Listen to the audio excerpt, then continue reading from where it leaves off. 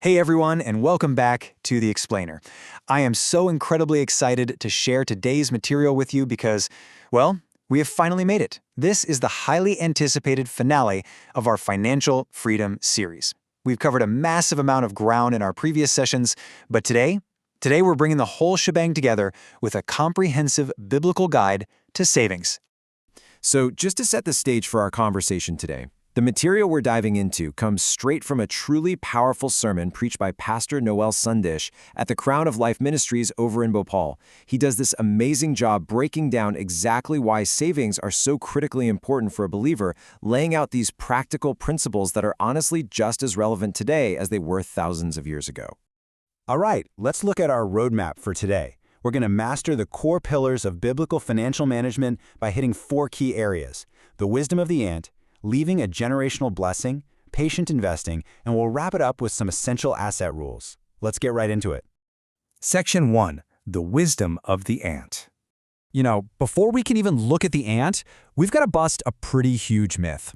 There's this common misconception out there that having a robust savings account somehow means you lack faith in God to provide for you. But the actual revelation here is that faith and planning are meant to work hand in hand through God's wisdom. God expects us to manage today's harvest to prepare for tomorrow's winter, right? Saving money isn't unspiritual at all. It's literally just wise stewardship. Proverbs chapter 6 tells us, "Go to the ant, O sluggard, consider her ways and be wise." And what's just mind-blowing about this is how this tiny little insect perfectly models anticipating changing financial seasons. The ant doesn't have a boss, it doesn't have a ruler or a judge constantly breathing down its neck, forcing it to save. It just inherently knows to gather its food in the summer so it's fully prepared for the winter. This whole idea gets backed up again in Proverbs 21:20, which draws a super clear line between two types of people. You've got the wise person who intentionally stores up choice food and olive oil. They're actively setting aside a portion of their income during the good times. And on the flip side, you have the foolish person who just immediately consumes everything they get their hands on, gulping it all down without a single thought for the future. Now, what's really interesting about this is how Pastor Sandesh translates this ancient wisdom into a highly specific practical number for our own lives, and that number is 6. We call this the rule of 6. Basically, the fundamental principle is that you need to save 6 times your monthly spending before you go out and buy anything expensive. This is your emergency fund. The goal here is to have enough capital set aside to seamlessly sustain your family for an entire 6 months. Just in case of a sudden emergency, or if you ever find yourself physically unable to work. Hitting this goal completely cements our first pillar of thorough preparation. All right, let's move on to Section 2, leaving a generational blessing. So what exactly is a generational vision? Well, it means realizing that biblical saving goes way, way beyond just your own personal financial security. It's about planning your finances with a long-term view to intentionally break cycles of poverty. It's using your savings as a strategic launchpad for your kids and your grandkids to step into their own kingdom purposes. When you start thinking like this, your savings actually become a tangible, lasting expression of generational love. And we see this generational vision validated perfectly right here in Proverbs 13:22. A good man leaves an inheritance to his children's children.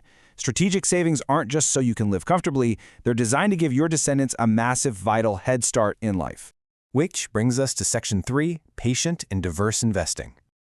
So, the crucial point when we look at multiplying your savings is the stark contrast between these two paths. On one side, we have patient, long-term compounding.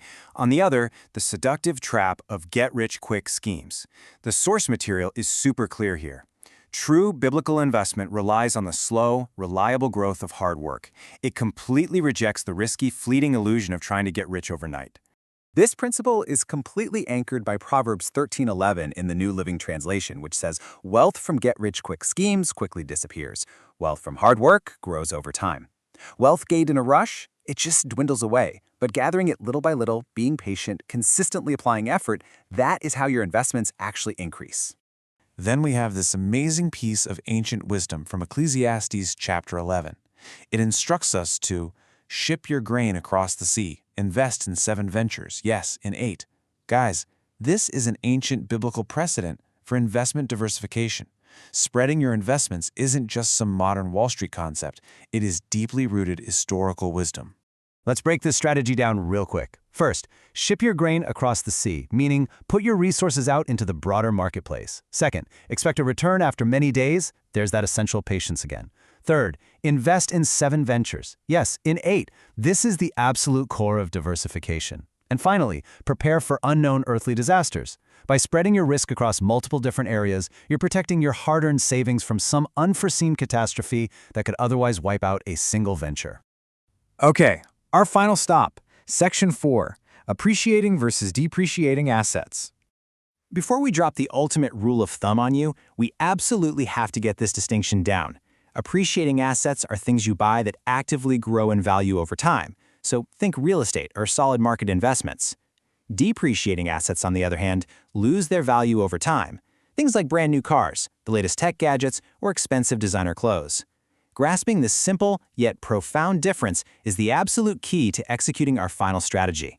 And this brilliantly illustrates Pastor Sandesh's final rule.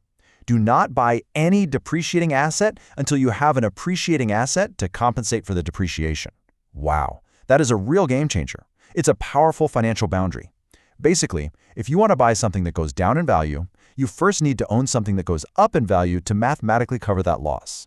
This dynamic ensures that your wealth continues to steadily grow, instead of just draining away on items that eventually become worthless. So, as we wrap up this explainer and we bring this entire Financial Freedom series to a close, I want to leave you with a really thought-provoking question to evaluate your own financial footprint. Are your savings just protecting your present, or are they actively funding a generational kingdom purpose? I want you to really think about how you can practically apply the wisdom of the ant, the patience of diverse investing, and that brilliant final rule of assets to leave a truly lasting blessing. Thank you so much for joining me on this incredible journey through the source material. Keep learning, keep planning, and I'll see you in a next explainer.